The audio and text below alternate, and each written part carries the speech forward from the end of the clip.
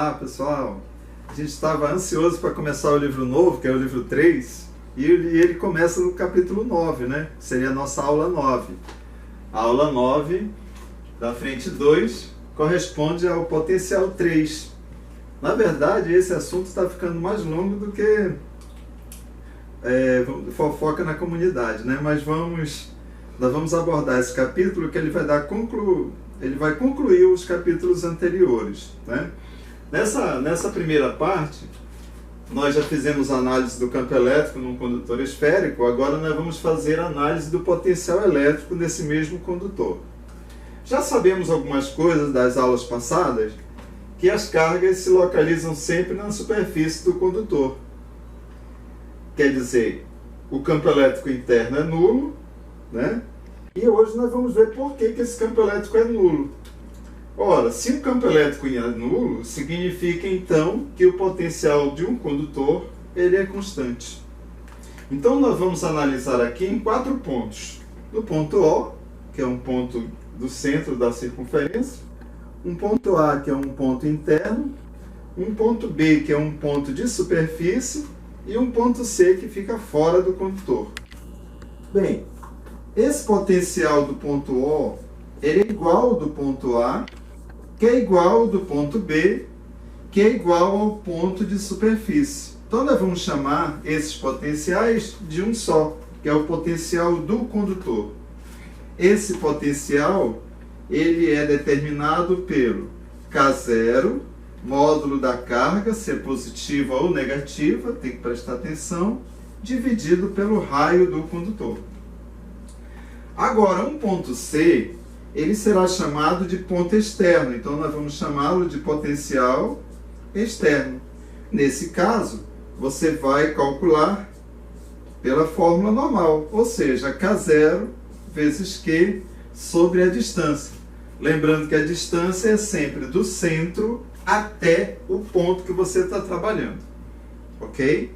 Então, é dessa forma que o potencial de um condutor esférico se comporta.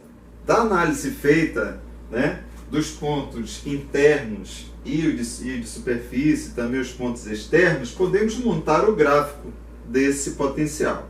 Então você observa que há uma constância do potencial até chegar no raio, que indica a superfície, e esse potencial chamado de potencial interno ou potencial de superfície, já que eles todos são iguais.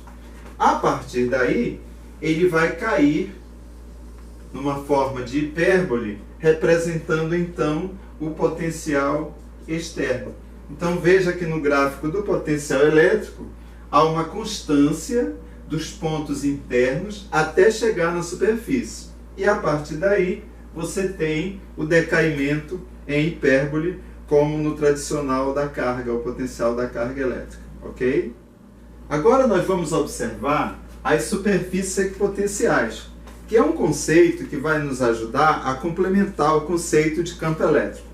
Observe em aulas anteriores, nós tínhamos que quando uma carga é positiva ou negativa, ela cria ao redor um campo elétrico, né? Esse campo elétrico ele é representado por linhas em forma de setas, sempre da seguinte forma: se a carga é positiva, essas linhas são de afastamento, e se a carga é negativa, essas flechas são de aproximação.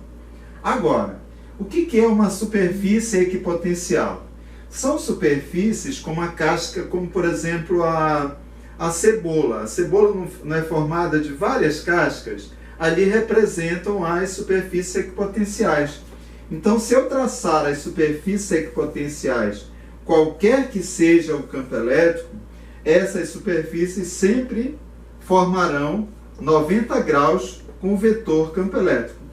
Isso significa também que em toda superfície equipotencial, o potencial é o mesmo. Por isso que ela tem esse nome de superfície equipotencial. Observem também que quanto mais perto da carga positiva tiver o ponto, maior vai ser aquela superfície equipotencial. Ou seja, por exemplo, se aqui eu tiver uma voltagem de 100 volts, na próxima eu já poderei ter um valor menor, ou seja, 80, 70 e assim por diante. Por quê? Porque à medida que você avança no campo elétrico, o potencial elétrico vai diminuindo, ok? Então esse é um conceito muito interessante que vai nos ajudar a compreender mais esse assunto chamado potencial elétrico, ok? Agora observemos um caso interessante. Caso o campo elétrico seja uniforme, por exemplo, aqui eu tenho uma placa positiva e aqui uma placa negativa. Eu terei então a formação de um campo elétrico, como vocês já sabem, sempre do positivo para o negativo. Este campo elétrico, então, como é que ele vai apresentar as superfícies equipotenciais? Ora, já que ele é sempre perpendicular, eu terei então planos perpendiculares ao campo elétrico. De modo que as voltagens, ou seja, os potenciais, eles vão diminuindo à medida que vai se aproximando da ponta do vetor campo elétrico. Então, se aqui eu tiver, por exemplo, 100 volts, aqui eu já vou ter 80 volts, aqui eu já vou ter 60 e assim por diante. Ou seja, esse potencial vai diminuindo ao longo do campo elétrico. Ok? Terceira parte da nossa aula, nós vamos ver agora o equilíbrio elétrico entre os condutores. Por que esse equilíbrio? Bem, o conceito de equilíbrio ele vem lá da mecânica, né? Um sistema está em equilíbrio quando a força resultante entre eles é zero, né? As forças que atuam nesse sistema se anulam, formam equilíbrio, ok? Na termologia, nós temos que o equilíbrio é térmico, ou seja, quando tem a mesma temperatura. Nos líquidos e nos gases, esse equilíbrio é dado pela pressão. Quando a pressão se iguala, eu digo que está em equilíbrio. Em eletricidade, quem é que vai dar o equilíbrio? Aí é que está. O equilíbrio elétrico é dado pelo potencial elétrico. Então, quando eu tenho vários condutores, cada um com a sua carga, e de repente eu coloco eles em contato, por exemplo, esse condutor aqui ele tem uma carga elétrica. Vou chamar ele de condutor A. Este aqui, ele pode estar neutro ou ter uma carga também. Vamos supor que ele tenha cargas negativas ou positivas, né, dependendo da quantidade e do tamanho. Quando eu colocar esses dois condutores em equilíbrio, o que vai acontecer? Vai passar carga de um para o outro até atingir o equilíbrio. Quem é que vai dar esse equilíbrio? O potencial elétrico. O potencial de um tem que ser igual ao potencial do outro. Esse é o conceito de equilíbrio. Ora, mas qual é o potencial do condutor A?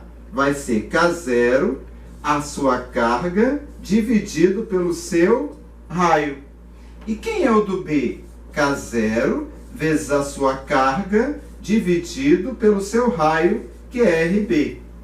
Então, nós, cancelando aqui o K0, nós chegamos a uma conclusão, que as cargas acumuladas no condutor depois que ele entra em equilíbrio é proporcional ao seu raio.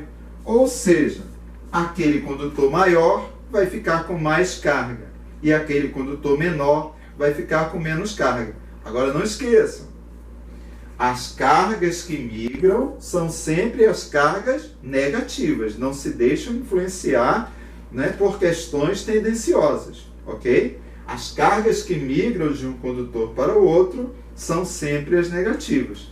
Isso quer dizer, então, que as cargas negativas se deslocam de um potencial menor para um potencial maior, diferente das positivas, que se deslocam do maior para o menor, ok? Então, tomar cuidado quando a gente for analisar as questões de vestibulares, principalmente, para não cair em tentação. Ah, esse aqui tem mais carga, então ele vai passar para o outro. Pensando como se fosse, por exemplo, um recipiente cheio de água e o outro mais vazio. É claro que vai passar água do que tem mais para o que tem menos. A eletricidade não é assim. Vai passar carga do menor potencial para o maior. Por quê? Porque as cargas que passam são as cargas negativas. Ok?